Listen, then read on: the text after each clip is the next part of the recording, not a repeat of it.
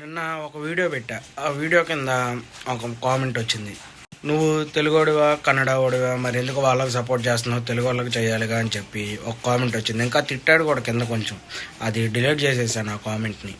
అయితే నేను మొన్న క్లారిటీ ఇచ్చా, ఇప్పుడు క్లారిటీ ఇచ్చా. నాకు ఎవరు బాగా ఆడుతుంటే వాళ్ళకే సపోర్ట్ చేస్తాను, అంతేగాని లాంగ్వేజ్ అనేది చూడను.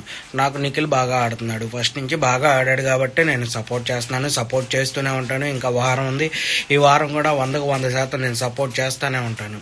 అయితే అది మీరు ఎలా తీసుకున్నా అది మీ ఇష్టం. కానీ టాస్క్లు ఆడుతున్నాడు, గేమ్ బాగా ఆడతాడు, అందరితో బాగానే ఉంటున్నాడు.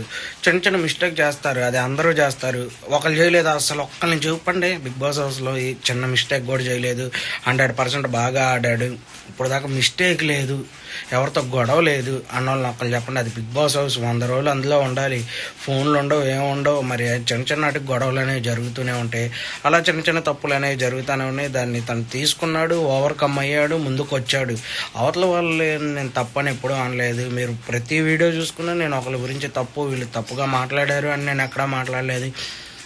ఇతను మామూలుగా బాగా ఆడుతున్నాడు అని సపోర్ట్ చేశాను. మీరు అది చూడాలి, కానీ అన్నీ ఏయో తీసుకొచ్చి కామెంట్లు పెడతాం కాదు.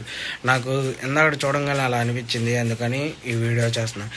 మీరు ఎలా సపోర్ట్ చేస్తారు అది కూడా కామెంట్లో మెసేజ్ చేయండి. మీరు ఏం చూసి సపోర్ట్ చేస్తున్నారు.